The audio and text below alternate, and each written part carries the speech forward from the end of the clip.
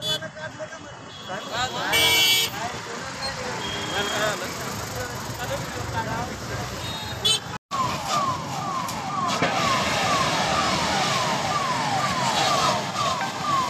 काय फोन लावतो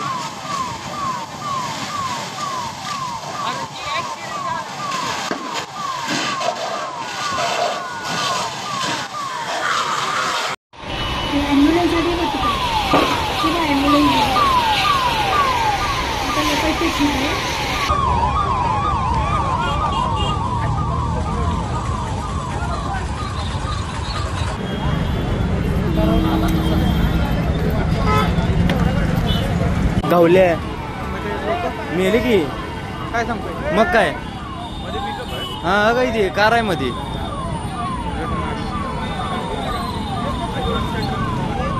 पण एवढं जळ लागलं कसं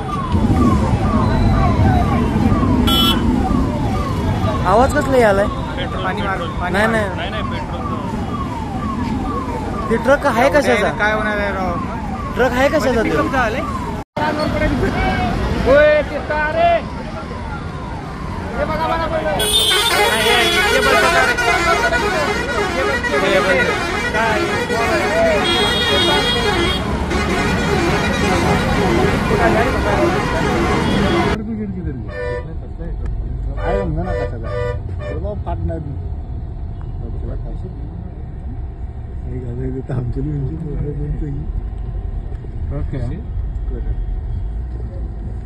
अरे भाई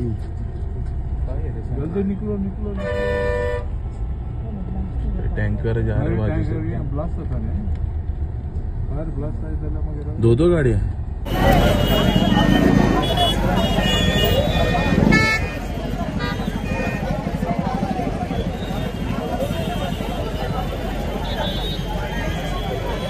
मागे दाम ते उडणं फिरण्याची शक्यता आहे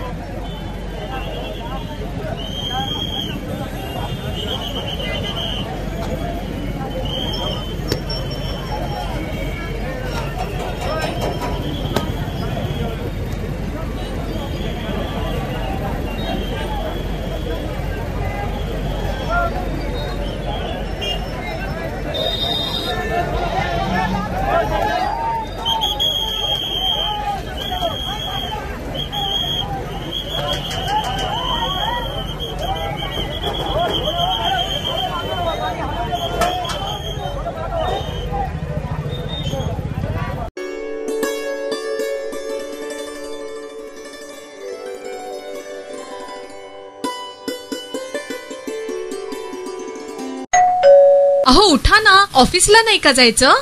अगं मला आज फ्रेशच वाटत नाही, काही करायची इच्छाच नाही. अहो मग तुम्ही आजपासूनच न्यू युनायटेड फार्मसीचे गुड मॉर्निंग चूर्ण घेणं सुरू करा. अपचन, मलावरोध, बद्धकोष्ठ, आम्लपित्त आणि पोटाच्या तक्रारींवर खात्रीशीर आयुर्वेदिक उपाय. गुड मॉर्निंग चूर्ण. 35 वर्षांपासून सगळ्यांच्या पसंतीचे गुड मॉर्निंग चूर्ण औषधांच्या प्रत्येक दुकानात मिळते.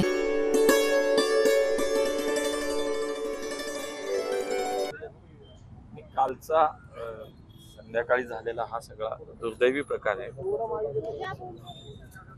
पुन्हा एकदा याच ठिकाणी मोठा अपघात झाला. दुर्दैवानं 8 लोक याच्यामध्ये दगावलेली आहेत. खरं तर मागच्या काही काळामध्ये या ठिकाणी म्हणजे जांभूळवाडी पासून ते वडगाव पर्यंत नवले पूल आणि या सगळ्या दरम्यान होणारे सातत्यानं जे काही अपघात होते त्याच्यावरती ताबडतोब काही त्याच्यावरती उपाय करावेत म्हणून मागच्या काही काळामध्ये काही उपाय केले गेले. मला आठवतं की 2021-22च्या दरम्यान तेव्हा एक मोठा अपघात या ठिकाणी झाला आणि त्यानंतर तातडीनं काही उपाय या ठिकाणी केले गेले. त्याच्यामध्ये या सगळ्या बोगद्यापासून ते नवले पुलापर्यंत ठिकठिकाणी स्पीड गन्स बसवल्या गेल्या, रमलर्स टाकले गेले, जे पंक्चर्स ठिकठिकाणी सर्व्हिस रोडचे होते ते बंद केले गेले. त्यामुळे मागच्या 1-2-3 वर्षामध्ये बऱ्यापैकी दिलासा या ठिकाणी मिळाला. अपघात झाला नाही, पण कालचा अपघात हा अत्यंत दुर्दैवी आहे. मागणं येऊन एका भरधाव ट्रकनं ताबा सुटला की ओव्हरलोड होता, त्याचा तपास सुरू आहे. म्हणून आता त्या अपघातामध्ये 8 लोक दगावली आहेत, काही लोक जखमी झाली होती. ती काही लोक आता हॉस्पिटलमध्ये त्यांना डिस्चार्ज मिळाला आहे. सगळ्या संबंधित यंत्रणा सोबत या ठिकाणी जी पाहणी केली त्याच्यामध्ये हाच निष्कर्ष आहे की कायमस्वरूपी याच्यावरती आता उपाय करणं हा निश्चितपणे आवश्यक आहे. आणि म्हणून पुन्हा काही रमलर्सची व्यवस्था तातडीनं करणं असेल, सर्व्हिस रोडचा जो विषय त्याच्यामध्ये मग 2-3 एजन्सीज येतात, त्याच्यामध्ये PMRD येतं, त्याच्यामध्ये PMC येतं, त्याच्यामध्ये सार्वजनिक बांधकाम येतं, त्याच्यामध्ये NHI येतं. तर यांच्याशी एक समन्वय त्यांच्यातला हा व्यवस्थित नाही होत का, तर तो झाला पाहिजे. उद्या तातडीने त्याची एक बैठक लावलेली आहे. आणि तात्काळ काय करता येईल, तातडीनं हे उपाय आपल्याला हे अपघात थांबवण्यासाठी काय करता येईल ते उद्या होईल. पण कायमस्वरूपी याच्यावरती उपाय म्हणून ज्यावेळेला मागचा मी म्हणालो तसा जो मोठा अपघात झाला त्यानंतर माननीय गडकरी साहेबांनी याच्यामध्ये लक्ष घातलं होतं. आम्ही सगळेजण त्यांच्याकडेही बसलो होतो, दिल्लीलाही बैठक झाली होती, पुण्यातही ते आल्यानंतर बैठक झाली होती. आणि त्यावेळेला नऱ्यापासनं म्हणजे अक्षरधाम मंदिरपासनं सुतारवाडी आणि सुतारवाडी ते रावेर असा उन्नत कॉरिडॉर नावाचा एक प्रोजेक्ट, त्याचा DPR तयार झाला आहे, त्याचे सगळे बाकी फॉर्मॅलिटीज कंप्लीट झालेत. म्हणजे बोगद्यातनं बाहेर आल्यानंतर अक्षरधाम मंदिरापासून डायरेक्ट जो ओव्हरब्रिज तयार होईल तो सुतारवाडीला संपेल, सुतारवाडीवरनं चालू होईल तो रावेतला संपेल. हा त्याच्यावरचं एक परमनंट सोल्युशन भविष्यातला आहे. आणि त्यामुळे तातडीने याच्यामध्ये आता तो प्रोजेक्ट लवकरात लवकर कार्यान्वित व्हावा हा प्रयत्न आमचा असणार आहे. माननीय गडकरी साहेबांनी सुद्धा त्या अपघातानंतर तातडीने या सगळ्या त्याचे निर्देश दिले होते. त्याचं सगळं DPR तयार सगळं आता फॉर्मॅलिटीज काही राहिलेलं नाही. त्यामुळे त्या प्रकल्पाला मंजुरी जवळजवळ 6000 कोटीचा तो प्रकल्प आहे.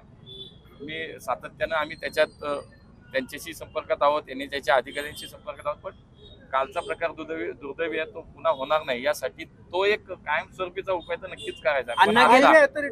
आता तो तातडीनं त्याच्यामध्ये काय करायचंय, तर अधिकच्या स्पीड गन्स या ठिकाणी जास्त वाढवता येतील का, त्याच्यावर कारवाई होईल का, ओव्हरलोडेड जे ट्रक्स येतात ते खेड शिवापूरच्या टोल नाक्यालाच तपासले जातील का, आणि शिवाय अधिकच्या पद्धतीनं या ठिकाणी रमलर्स ठिकठिकाणी वाढवण्याची व्यवस्था, ह्या तातडीनं 2-3 गोष्टी करायच्या त्या सूचना दिलेल्या आहेत. ते तर होईल, पण कायमस्वरूपी उपाय हा त्याच्यावरचा जो मार्ग आहे त्याच्यावरती सुद्धा आम्ही काम करतो.